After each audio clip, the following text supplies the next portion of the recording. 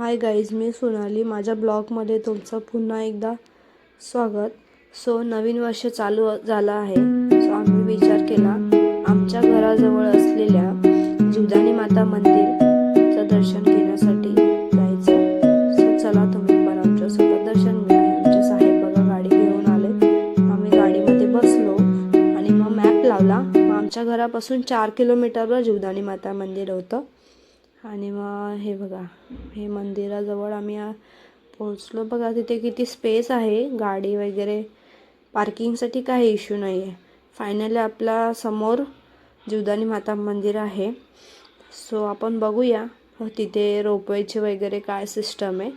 चलो, हे बघा आता आपण निघालो आहोत तिथे मंदिरात जाण्यासाठी. खाली बघा हे असे शॉप आहेत ओटी वगैरे घेण्यासाठी. मग आम्ही तिथून एक ओटी वगैरे घेतली. ओटी घेऊन मग आम्ही निघालो रोपवेसाठी पुढे. हे बघा, हे रोपवेची तिकीट वगैरे इथे मिळते. आम्ही तिकीट वगैरे घेऊन निघालो पुढे. असं चालत जायचं आहे पुढे. असं पुढे जाऊन असं बसायचं आहे. आणि रोपवेची 500 रुपये तिकीट घेतली आमच्या दोघांची. एका जण वन पर्सनची 250 रुपीज येण्या जाण्याचे.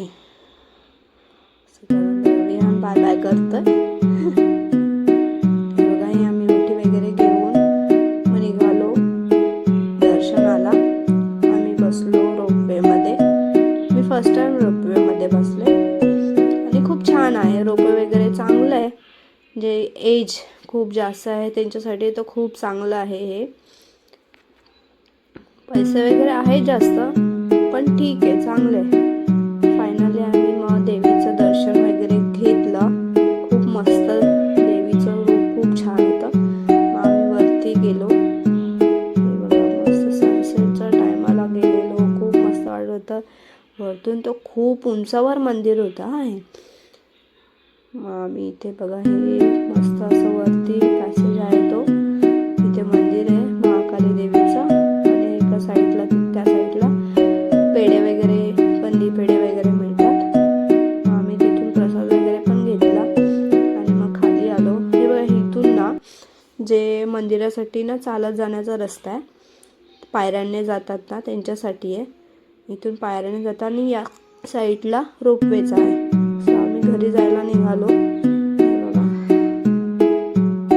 दोघं जण कसे चालतात. आणि इथे आजूबाजूला खाण्यासाठी पण शॉप आहेत. मिसळपाव म्हणा, स्वीट्स म्हणा. आणि हे बघा, आमच्या पाठीमागे जीवदानी माता मंदिर दिसतंय. आम्ही फायनल घरी जायला निघालो आणि खूप मस्त दर्शन झालं. चलो, बाय बाय.